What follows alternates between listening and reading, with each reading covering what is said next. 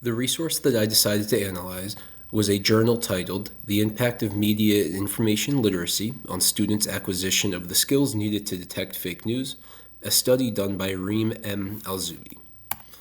The first component that I analyzed the journal with was currency. What I noticed was the relevant data was very current. The references are timely relative to the information being discussed.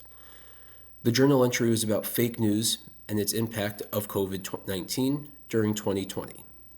The data used and references were mostly 2020 and after. While there were some resources used prior to 2020, those were mostly definitions and updates to media literacy as well as fake news. The other thing I enjoyed about this article was that it is peer-reviewed, and it was not published for over a year since being submitted. That shows me that they didn't just take the information and post it, they really looked through to make sure that all of the references checked out and the information being presented was accurate. The second component I looked at was the journal's relevance. The first thing I noticed is that it was written for many different audiences. Obviously within the educational field, it's an educational study which was done on students. This could be useful for teachers to see the impact that it has on students, as well as students in general to see what trends are happening around the world. While also talking to people in the educational field, I believe this journal could address all technology users in general. While they may not be likely to access this, as it was searched through an educational resource, it is a widespread network and it can provide information that would be useful to anyone, whether you're in the education field or not. The next component I looked at was authority. I noticed that the resource is published on the Journal of Media Literacy Education by a member of a university in Jordan. As I looked through more about the journal, I noticed that the journal was an official journal of the National Association for Media Literacy Education.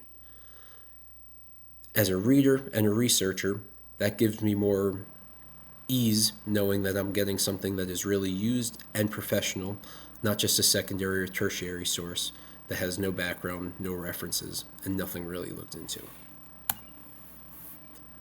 The next component I looked at was the journal's accuracy.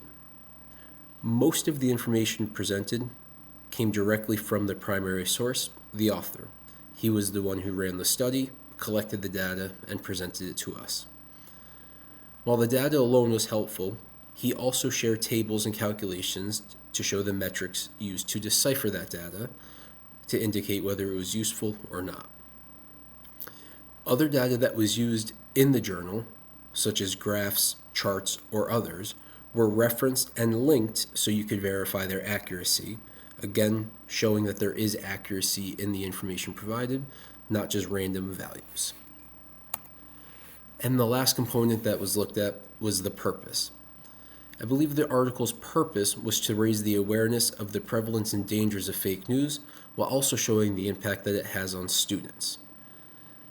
Not only did it notify us of current trends and the impact, it also provided strategies that were implemented with a pre-test, post-test, and data used to show what was done, why it was done, and the results that it had. Overall, this article and journal entry would certainly be useful in a research paper as it touches all the components of the analysis and provides readers good information, reliable information in a timely manner.